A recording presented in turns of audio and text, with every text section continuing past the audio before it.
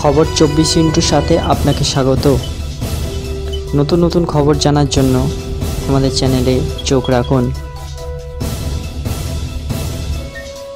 ভিন্ন জেলার প্রত্যন্ত অঞ্চলে নদী ভাঙনের ছবি অনেকেই দেখেছেন। কিভাবে গ্রামের পর গ্রাম ভেসে যায়, কিভাবে একটু একটু করে ভেঙে পড়ে নদীর পাড়। তবে শহর কলকাতাও কি এইভাবে নদীগ্রাসে চলে যাবে? এই পরিস্থিতি ঠেকাতে উঠে পড়ে লেগেছেন বিশেষজ্ঞরা। কলকাতায় যে বিপদ আসন্ন তা বুঝতে পারছেন বিশেষজ্ঞরা।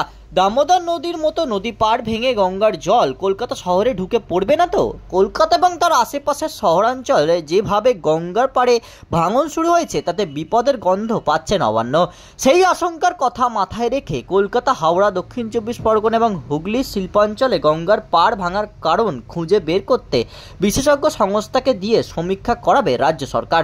সেই মতো গঙ্গার পাড় রক্ষণাবেক্ষণে প্রয়োজনীয় পদক্ষেপ করা হবে। নবান্ন সূত্রের খবর, হুগলির ত্রিবেণী থেকে পূর্ব মেদিনীপুরের গেওখালি পর্যন্ত প্রায় 114 কিলোমিটার এলাকা জুড়ে হুগলি নদীর পাড়ে ভাঙনের কারণ জানতে বিশদে সমীক্ষা হবে। গঙ্গার পাড় ভেঙে যে সব জায়গায় ভবিষ্যতে বন্যা হতে পারে সেই এলাকাগুলি শনাক্ত করা হবে।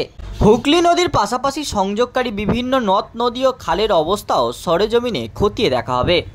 এই সব এলাকায় সারা বছর আবহাওয়া কেমন থাকে তার উপরেও গবেষণা চলবে।